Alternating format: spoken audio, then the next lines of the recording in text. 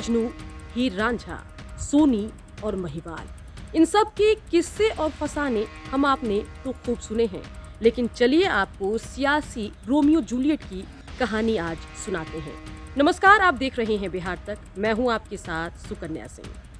Valentine week चल रहा है, ऐसे में रोज डे, प्रपोज डे तो सब मनाते हैं, लेकिन हमारी ही तरह ये सियासी जोड़ा भी सिर्फ वैलेंटाइन वीक में नहीं बल्कि हर दिन रोज डे और प्रपोज डे की तरह मनाया करता था।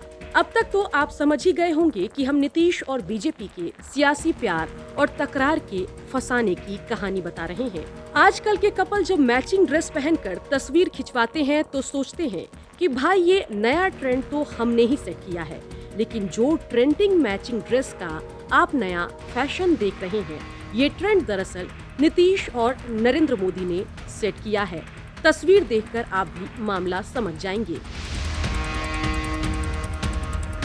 बेशक नीतीश कुमार की छवि 2017 के बाद सियासी धोखेबाज की बन गई हो, सोनम गुप्ता से उनकी बेवफाई की तुलना भी होने लगी हो, लेकिन एक दौर था जब नीतीश कुमार साउथ की फिल्म पुष्पा के हीरो की तरह हुआ करते थे और अल्लू अर्जुन से ज्यादा उनके न झुकने वाला डायलॉग बिहार की सियासत में फेमस था।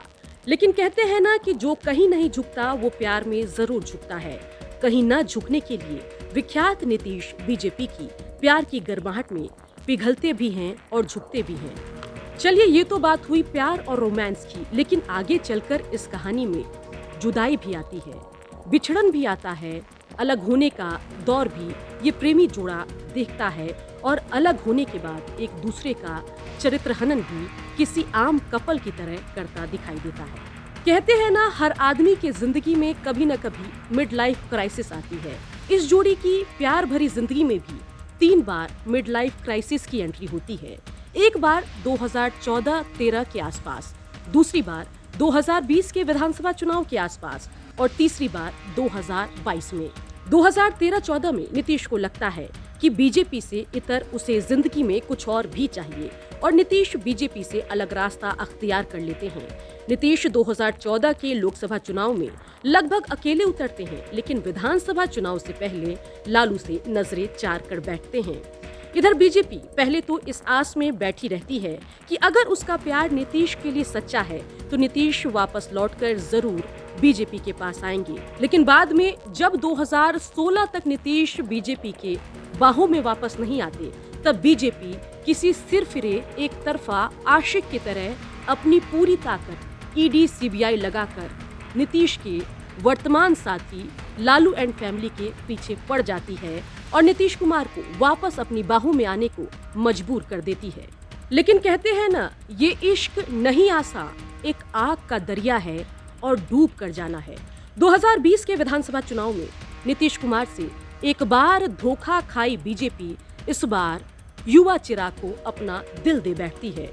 बीजेपी के प्यार में पागल चिराग डायलॉग बाजी के नए नए किस्से गढ़ते रहते हैं और नीतीश तिल तिल कर मरने को मजबूर हो जाते हैं।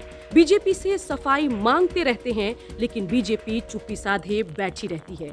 इन सब के बीच 2020 के विधानसभा चुनाव का नतीजा भी आता है और नीतीश कुमार अपने सियासी वजूद को लगभग खोने के कगार पर पहुंच जाते हैं।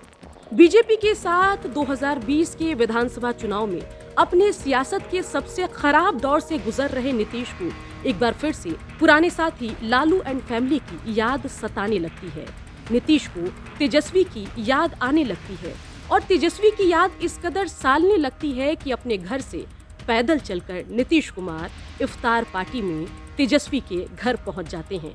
बात अगर बीजेपी से छुप छुप कर लालू एंड फैमिली से मिलने तक ही सीमित रहती तो बात खत्म हो जाती, लेकिन आगे चलकर नीतीश बीजेपी से एक बार फिर रिश्ता तोड़ लेते हैं और लालू एंड फैमिली के साथ अपना भविष्य देखने लगते हैं।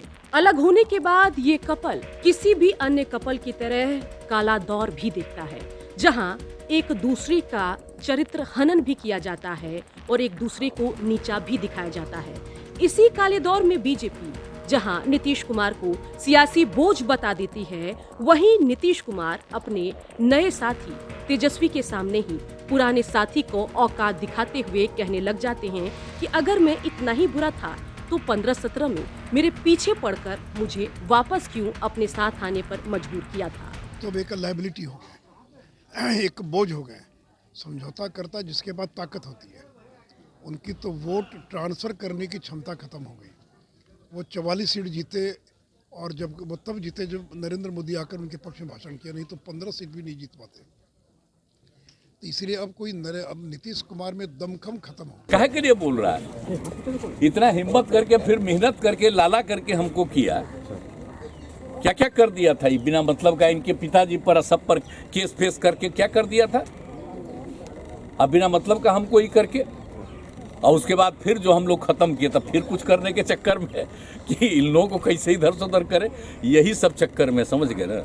कहते हैं ना कि प्यार जब परवान पर होता है तो लोग 7 जन्मों तक साथ निभाने की कस्में खाते हैं, लेकिन जब नफरत अपने परवान पर होता है तो लोग कभी एक दूसरे के साथ न जाने की, यहाँ तक कि कभी शक्ल भी न देखने की सार्वजनिक कस्में खाते हैं। मर जाना कबूल है, उनके साथ जाना हमको कभी कबूल नहीं है, ये अच्छी तरह जान लीजिए। मर जाना कबूल है, उनके साथ जाना हमको कभी कबूल नहीं है, ये अच्छी तरह जान लीजिए। प्यार और जुदाई पर एक गाना बड़ा लोकप्रिय है, जिसके बोल कुछ इस तरह है, तू बिछड़न बिछड़न कहती है, बिछड़े तो जी न पाएंगे। अगर इस बोल पर हम ध्यान दें तो इसका मतलब कुछ इस तरह निकलता है कि तू अलग होने की बात तो करती है, लेकिन अलग हुए तो जीना बड़ा मुश्किल हो जाएगा। नीतीश और बीजेपी अब अलग तो हो गए हैं। ऐसे में देखने वाली बात ये है कि 2024 के लोकसभा चुनाव में नीतीश कुमार बिना बीजेपी और 2025 के विधानसभा चुनाव में बीजेपी बिना नीतीश कुमार क्या अपना वजूद बचा पाएगी? बिहार की खबरों के लिए आप देखते रहिए बिहार तक।